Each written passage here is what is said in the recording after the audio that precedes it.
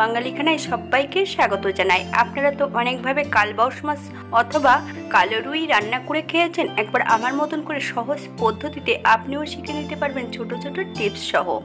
আজকে কিন্তু আমি রান্না করব পুরোনো দিনের পদ্ধতিতে, কম তেল মশলায় খুবই সুস্বাদু একটা রান্না। তবে আপনি একবার বানালে বারবার বানাবেন, এতটাই সুস্বাদু খেতে। তবে একই রকম ভাবে আপনি আরো 2-1 রকম মাছ রান্না করতে পারবেন।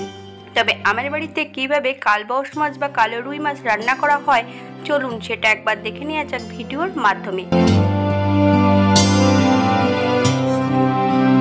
এখানে আমি নিয়ে নিয়েছি গোটা একটা কালবাউস মাছ, এটাকে কেটে নিতে হবে।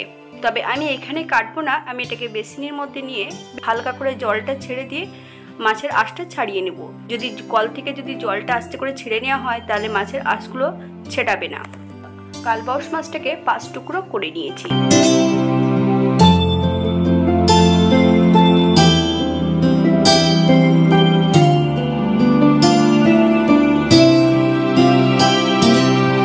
এই পর্যায়ে কিছু সবজি অ্যাড করব। একটা আলু আর 2টো কাঁচকলা বেশ লম্বা লম্বা করে ফালি দিয়ে কেটে নিয়েছি। এই পর্যায়ে 1/2 চামচ নুন আর 1/2 চামচ হলুদ গুঁড়ো মাছ ও সবজির গায়ে বেশ ভালো করে লাগিয়ে নিতে হবে। আমি এখানে 10 মিনিটের জন্য মাছ ও সবজিগুলোকে নুন হলুদ লাগিয়ে রেখে দেবো রেস্টে। আপনাদের হাতে যদি সময় থাকে তাহলে আপনারা বেশি সময় রেখে দিতে পারেন।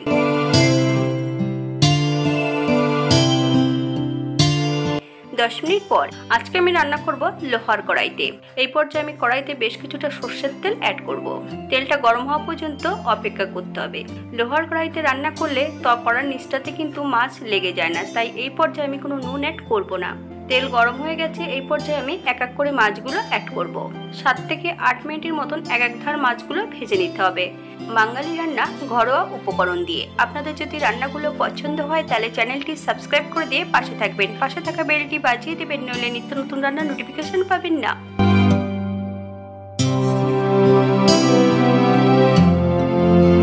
একই পদ্ধতিতে আমি দ্বিতীয়বারও ভেজে নেব। আপনারা আপনাদের পছন্দ মতন মাছগুলো ভেজে নিতে পারেন। সম্পূর্ণ মাছগুলো ভেজে নিয়েছি। একই তেলে সবজিগুলো ভেজে নেব।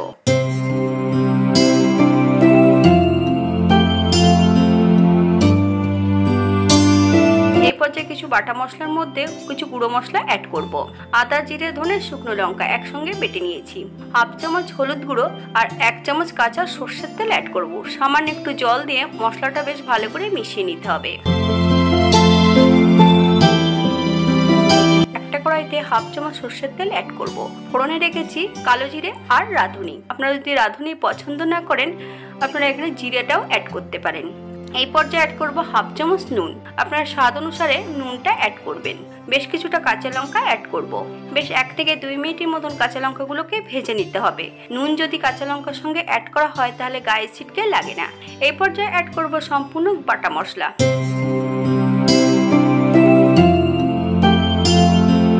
বাটা মশলাটা বেশ ভালো করে কষিয়ে নিতে হবে।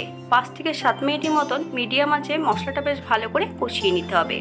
মশলা থেকে তেল ছেড়ে দিয়েছে। এই পর্যায়ে সম্পূর্ণ ভাজা সবজিগুলো অ্যাড করব। একই সঙ্গে মাছ ভাজাগুলো অ্যাড করে দেব। 5 থেকে 7 মিনিটের মতন মিডিয়াম আঁচে মাছ ও সবজি ও মশলা দিয়ে বেশ ভালো করে কষিয়ে নিতে হবে।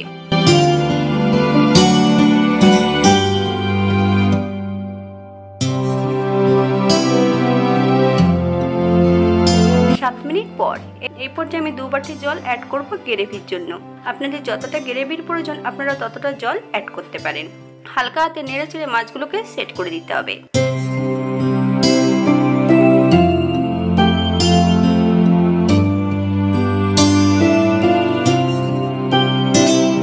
এই পর্যায়ে আমি 10 মিনিটের জন্য ঢাকা দিয়ে রেখে দেব, যাতে মাছ ও সবজিগুলো সেদ্ধ হয়ে যায়।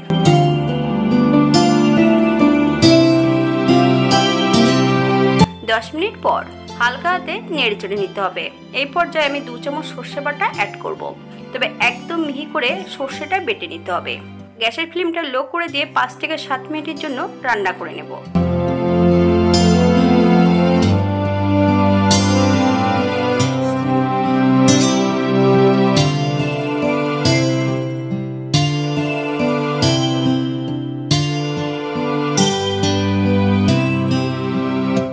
এই পর্যায়ে গ্যাসের ফ্লেমটা অফ করে দিতে হবে। 5 মিনিটের জন্য স্ট্যান্ডিং টাইম দেব, তারপর সার্ভ করব।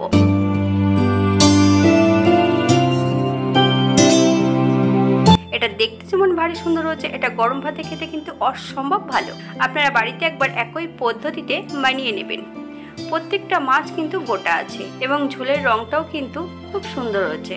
আপনারা যদি পেঁয়াজ রসুন পছন্দ করেন তাহলে মশলা কষানোর পর্যায়ে আপনারা পেঁয়াজ রসুন অ্যাড করতে পারেন। হাতে যদি সময় থাকে তাহলে একটা লাইক কমেন্ট শেয়ার করবেন।